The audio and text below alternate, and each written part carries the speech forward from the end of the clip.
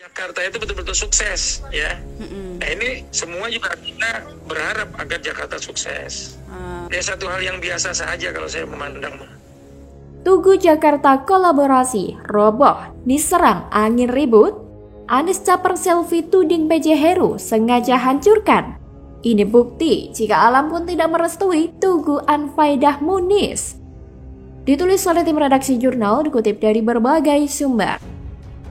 Seperti Anies yang udah kelar jadi gubernur, ya, masa kerja ya, masa kerja apa masa pura-pura kerja ya? Pergantian slogan ini kemudian direspons dengan sinis oleh Partai Keadilan Sejahtera atau PKS.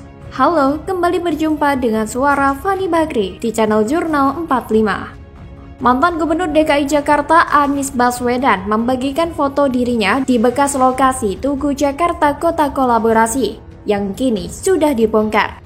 Penjabat atau PJ Gubernur DKI Jakarta Heru Budi Hartono enggan berkomentar banyak mengenai hal itu. Sebelumnya, Anies Baswedan membagikan momen foto dirinya di bekas lokasi Tugu bertuliskan Jakarta Kota Kolaborasi.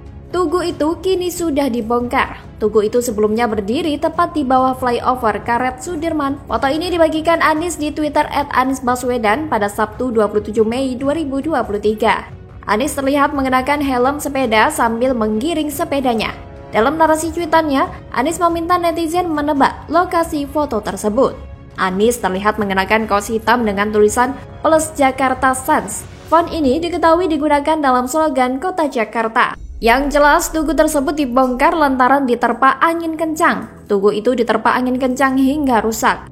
Lokasi tugu itu dulu ada di tempat Anies berfoto saat ini, yakni di pinggir Jalan Jenderal Sudirman arah Kebayoran Baru dekat persimpangan Jalan Profesor Dr. Satrio di bawah flyover. Heru mengatakan, akibat angin kencang itu, tugu tersebut mengalami kerusakan. Kemudian, kata dia, pihaknya pun memutuskan mencopot tugu tersebut. Mau sindir Heru Bu, Dinis. Lagian bukan PJ Heru kok yang sengaja menghancurkan tugu kesayanganmu itu, tapi alam yang tidak merestui pembangunan Tugu Anfaidah sehingga angin kencang pun menghancurkannya. PJ Heru bahkan juga mempersilahkan jika Tugu Jakarta Kolaborasi tersebut diperbaiki. Tapi di era kepemimpinan PJ Heru, kayaknya lebih penting untuk kerja daripada ngurusin tugu gak jelas. Lagian tugu tersebut juga sudah ambruk, alam pun mengakui. Jadi jika nanti dibangun, kena angin lagi, ambruk lagi, buang-buang duit jadinya. Lebih baik duitnya buat bangun sesuatu yang berfaedah yang bisa mensejahterakan rakyat DKI. Sebagai PJ Gubernur, Heru Budi tentu perlu memprioritaskan mana kepentingan orang banyak yang lebih diprioritaskan dibandingkan dengan membangun tugu gak jelas. Tapi melihat manuver Anies belakangan ini memang sangat menarik. Banyak perilakunya tidak memberikan manfaat dan hanya sebagai ajang mencari perhatian agar dilihat orang. Jadi syahwat politiknya Anies ini sudah overload. Maka dari itu wajar saat menjabat dulu banyak banget program yang Anies janjikan tak terrealisasi dengan baik. Wong kerjaan Anies hanya fokus untuk mempercantik citra, bukan kinerja. Pantas saja Anies kini terus berusaha mendempul habis-habisan kosakatanya sebagai upaya menutupi semua kegagalannya selama menjadi gubernur. Artinya kalau dia jadi presiden nanti, sudah bisa dipastikan orang ini akan lebih banyak ngomong daripada bekerja. Kemudian, Wan Anies juga tidak akan keliling Indonesia mengawasi proses pembangunan serta mendengarkan keluh kesah masyarakat seperti yang dilakukan oleh Jokowi. Ia akan lebih banyak duduk santai di istana sambil menunggu laporan anak buah. Di samping menyiapkan kata-kata untuk disampaikan kepada wartawan. Tidak lupa pula ia menyiapkan bahan untuk ngeles kalau ada program kerja yang gagal total seperti rumah DP 0. Inilah ciri khas politisi elitis, bukan merakyat. Hal ini tentu berbeda dengan Heru Budi. Selama hampir 8 bulan Heru memimpin DKI, dia sudah memperlihatkan bahwa dirinya seorang pejabat eksekutif bertipe pekerja keras yang ingin menuntaskan sesuatu. Ini mirip Jokowi yang pernah menjadi gubernur DKI Jakarta sebelum meraih jabatan Presiden RI. Tidak salah kita berharap pada Heru, lantaran saat ini kita sangat miris menyaksikan tingkah pola dua oknum yang sedang berambisi untuk jadi capres. Bagaimana kalau menurut Anda?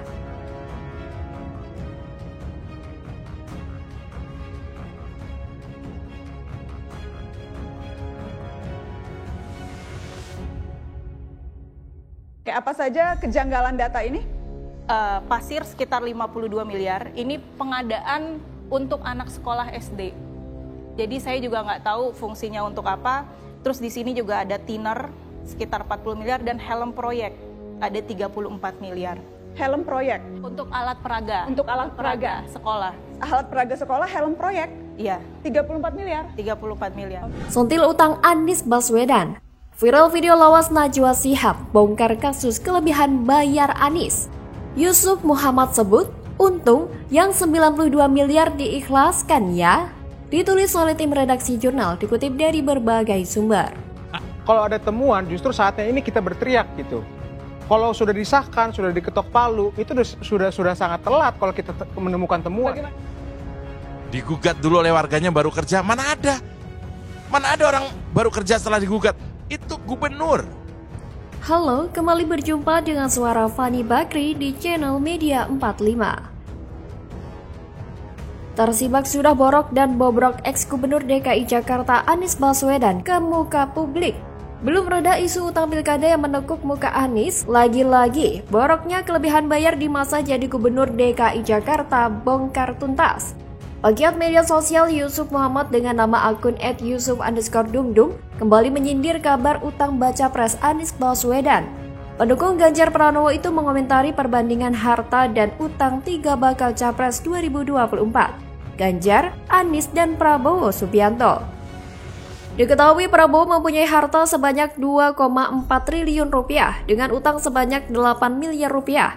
Sementara Anies memiliki harta sebanyak 18,5 miliar rupiah dengan utang 7,6 miliar rupiah. Terakhir, Ganjar memiliki harta sebanyak 14,8 miliar rupiah dengan utang 1,3 miliar rupiah. Gila, rasio utang Abbas hampir 50%. Ini belum ditambah utang 92 miliar saat pilkada ke Sandiaga. Bisa jadi berapa tuh cuitnya?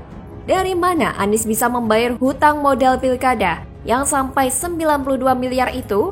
Padahal video lawas Anies soal kelebihan bayar beredar kembali. Diketahui video lawas tersebut merupakan video Najwa Shihab yang tengah mewawancarai Imam Mahmudah selaku anggota DPRD DKI Jakarta fraksi PDIP yang membeberkan banyaknya anggaran-anggaran janggal di era Anies menjabat. Imam pun membongkar beberapa daftar kelebihan bayar era Anies lewat data anggaran Dinas Pendidikan DKI Jakarta. Imam mengatakan ada deretan pengeluaran yang janggal seperti pengadaan pasir untuk alat peraga anak sekolah SD sebesar 52 miliar. Kemudian juga tertera helm proyek sekitar 34 miliar dan thinner sebesar 40 miliar.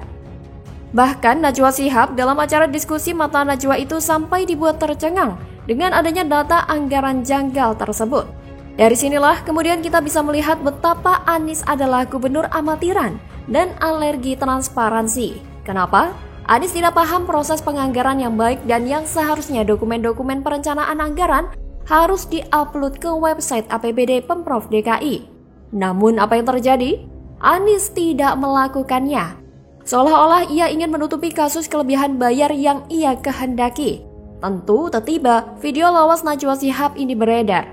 Menjawab sudah bagaimana cara Anies membayar utang Pilkada DKI Jakarta 2017 silam kepada Sandiaga. Banyaknya rentetan kasus kelebihan bayar memang sudah menjadi tabiat Anies.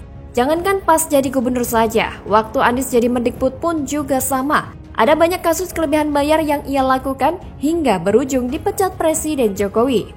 Bahkan sebelumnya pun diketahui, hasil laporan Badan Pemeriksaan Keuangan atau BPK Provinsi DKI Jakarta telah menemukan adanya kelebihan pembayaran terhadap gaji tunjangan kinerja daerah atau TKD dan tambahan penghasilan pegawai atau TPP.